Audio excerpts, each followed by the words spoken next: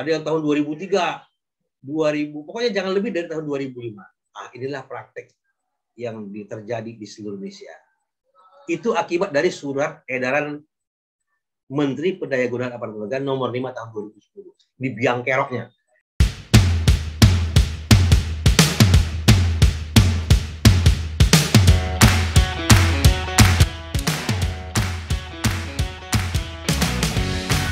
Selamat pagi, assalamualaikum warahmatullahi wabarakatuh. Kita kembali di channel saya di MNR TV.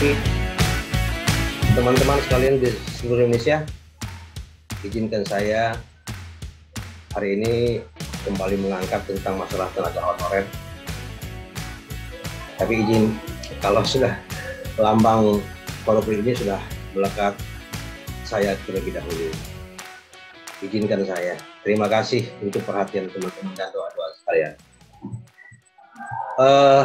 Menyangkut masalah tenaga honor ini yang banyak menjadi perbincangan layak, perbincangan orang-orang banyak, tokoh-tokoh pendidikan, tokoh-tokoh di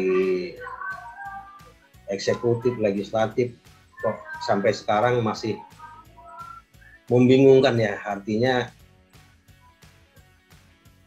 ini ada satu celah yang mungkin kurang jelas ya tentang aturan, di mana tentang tenaga honor ini yang pernah saya katakan waktu itu. Jadi permasalahan honor inilah permasalahan bangsa, yang juga kalau permasalahan bangsa itu harus diselesaikan dan tidak boleh diulur-ulur.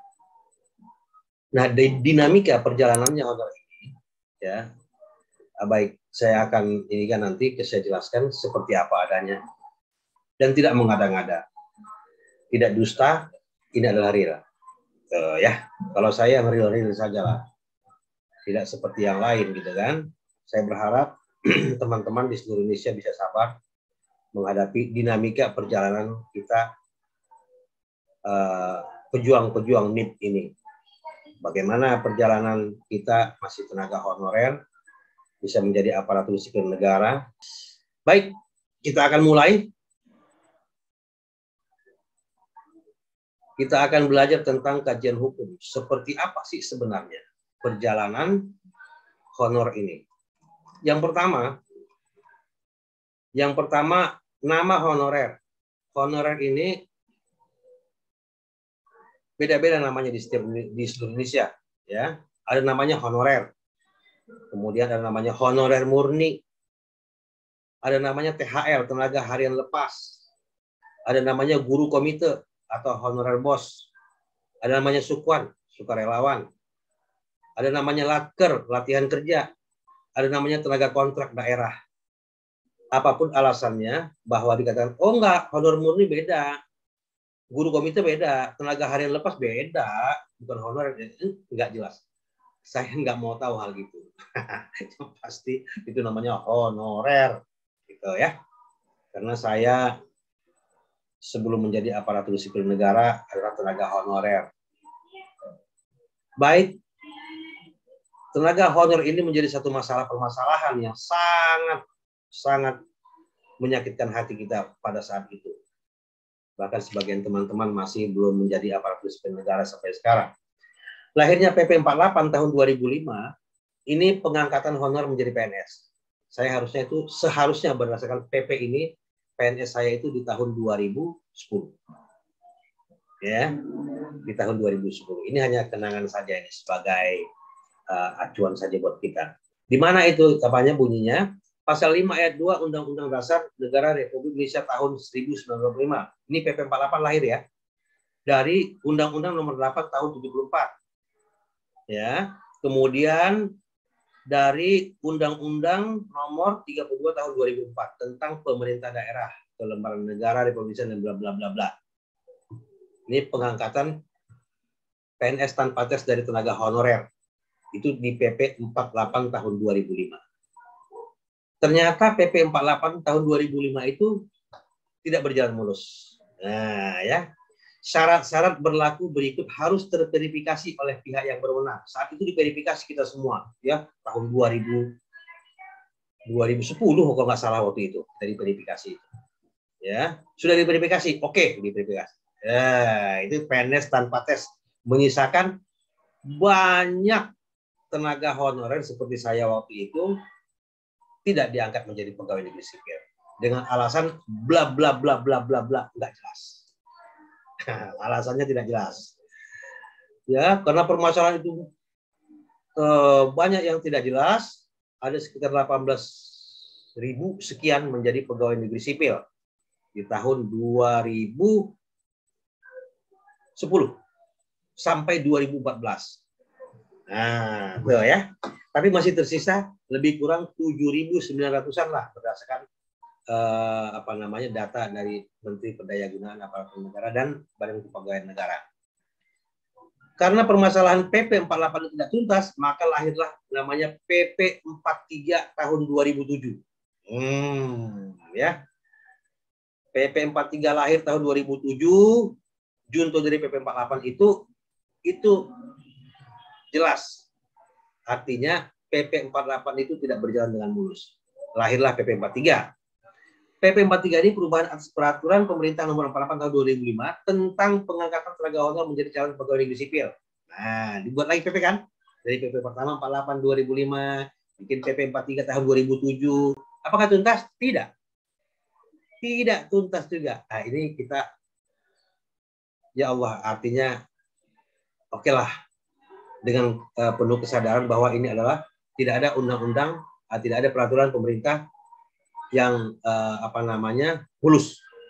Oleh karena itu ada masukan dari pihak-pihak seperti kita, ya, ada masukan dan kementerian serta birokrat, ya, ini jangan alergi dengan masukan-masukan itu, ya, jangan alergi.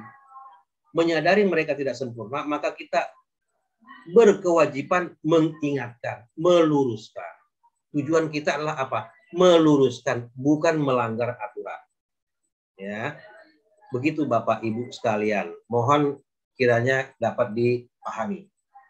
Penjelasan atas peraturan pemerintah Republik Indonesia nomor 43 tahun 2007 tentang perubahan atas peraturan pemerintah nomor 48 tahun 2005. Tentang apa itu? Tentang pengangkatan tenaga honor menjadi calon pegawai negeri sipil. Ya. Nih.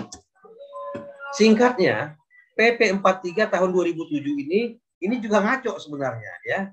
Ngaconya apa? Di sini baru ditentukan kategori 1 dan kategori 2. Kan ngaco dia. Ya. Ngaco dia jadinya di sini baru ditentukan di sini. Padahal saya masuk di kategori 1. Tapi kategori 1 udah lewat gitu loh. Kan ngaco kan? Kategori 1 dan kategori 2. Dari mana dibiayai itu? Kategori 1 dibiayai APBD APBN. K1 tuh. Saya dibiayai APBD APBN. Waktu itu saya dibiayai APBD pemerintah. Saat itu ada SK-nya. Tapi saya tidak masuk di nggak tahu, nggak bisa jadi PNS tahun 2010 waktu itu. Kemudian K2 itu tidak dibiayai dari APBN APBD. Dari APBD tidak dibiayai, dari APBN tidak dibiayai. Jadi biayai dari bos. Beda, padahal APBN itu bos juga. Gitu loh. Kan ngaco kan? Nah, oke. Nah, PP 43 tahun 2007 ini apakah berjalan mulus? Tidak juga. Jadi karena ada perbedaan kategori 1 dan kategori 2, karena ngaco, ya bingung, peraturan-peraturan dibuat, tetapi di perjalanannya tidak baik, kurang baik gitu ya. Nah, setelah ini kelihatan menjadi ngaco, Menteri Pendayagunaan Aparatur Negara memverifikasi ulang tenaga honor kategori 1 yang mana, tenaga honor kategori 2 yang mana. Kan ngaco, makin ngaco. Lahirlah Surat Edaran Nomor 5 Tahun 2010 tentang pendataan ulang tenaga honorer. Bayangin, verifikasi pertama PP 48 sudah dilakukan. Dilakukan lagi PP 43 Tahun 2007, verifikasi lagi. Ya. Keluar Surat Edaran Nomor 5 Tahun 2010 tentang pendataan ulang. Kenapa didataan ulang? Karena banyak tenaga honorer yang masih tertinggal. Bayangin.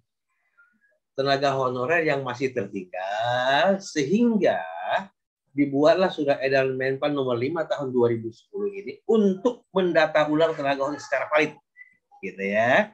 Didata lah itu, didata. Nah, pada saat pendataan inilah, karena pada saat itu dibuat batas-batasnya tenaga honor kategori 2 itu yang mana? Yang mana tanggal berapa terakhir dikatakan kategori 2 itu? Di sanalah mereka melakukan praktek-praktek, ya, praktek-praktek untuk menuakan SK. Contoh, dia mengajar atau dia bekerja di instansi pemerintah tahun 2008. Karena ada surat edaran ini, maka disulap. Bukan tahun 2008, karena batas terakhir itu tahun 2005. Gitu ya.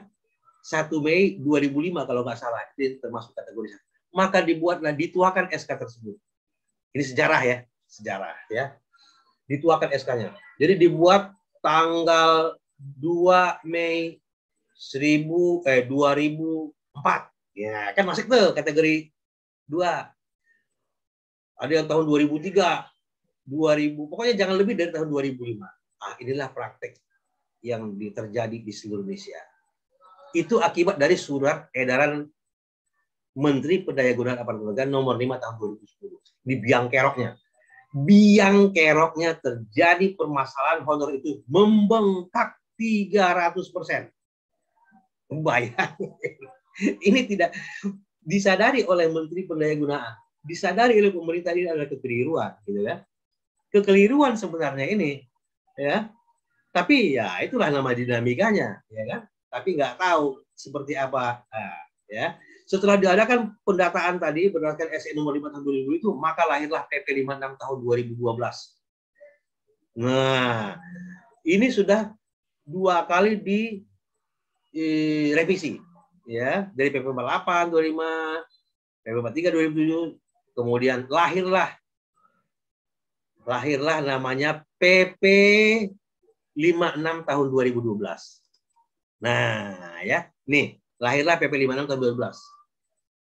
Oke, di tahun 2000 setelah diadakan verifikasi itu, maka kita di seluruh Indonesia itu tes di tahun 2013, tes seluruh tenaga honorer tes, ya, untuk menjadi pegawai negeri sipil. Ada yang lulus, banyak. Di sana ada yang ya banyak, bayangin membengkak jumlahnya dari contoh nih, jumlahnya dari 10 menjadi 30. Kenapa? Karena surat edaran Menpan nomor 5 tahun 2000 tadi. Ya, ini akibatnya ini biang kerok terjadi permasalahan tenaga honor membengkak itu dari sini. Surat edaran Menpan nomor 5 tahun 2010. Nggak tahu saya seperti apa itu bisa kayak gitu kan? Di dalam penuntasan X kategorisasi menjadi K2 saja, K1 dianggap sudah tuntas. Bayangin coba. Sedangkan tadi masih tersisa 7.900. 7.900-an di seluruh Indonesia yang gagal menjadi PNS tahun itu. Gitu ya. Nah, ketentuannya adalah pasal 4 diubah sehingga berbunyi sebagai berikut. Pasal 4, pengangkatan tenaga honor yang dibiayai dari anggaran pendapatan dan belanja negara dan anggaran pendapatan belanja daerah dilakukan melalui pemeriksaan kelengkapan administrasi setelah dilakukan verifikasi dan validasi. Bayangin coba. Setiap PP ada verifikasi, ada validasi, ya. Kemudian setelah validasi masih salah. Nah, itu dinamika namanya ya. Tapi sumber daya manusia di pemerintah kalau begitu bang bisa ngacor terus kalau nggak diperbaiki gitu ya. Nah, ya jadi artinya ya itulah gunanya kita sebagai masyarakat, kita sebagai tenaga honorer ya memberi masukan gitu ya. Sekali lagi diberi masukan kepada pemerintah. Kenapa? Kita nggak pernah diajak bicara loh. Fokus grup diskusi dikuasai oleh mereka. Ketika kita masuk diundang dalam fokus grup diskusi, suara kita nggak mau didengar, ya kan? Otoriter banget, ya, baik di kementerian, di dirjen-dirjen, ya, dalam fokus-fokus diskusi yang berskup nasional, kita dianggap suara kita tidak, ya itulah. Iyo, silakan Bu. Enggak usah. Terima kasih. Lanjutkan yang tadi. Yang terputus sejak. Jadi di tahun 2013 itu kita pernah tes sesama tenaga honorer X kategori 2 tahun 2013. Itu banyak yang lulus di tahun 2013 tersebut. Ujian tertulis ya, waktu itu dilaksanakan di seluruh Indonesia serentak ya, itu bisa menghasilkan sampai kalau nggak salah sekitar 218.000 orang yang lulus dan sekian ratus ribu tidak lulus. Cuma ini sebagai pelajaran ya buat kita, buat Panselnas juga pelajaran ini.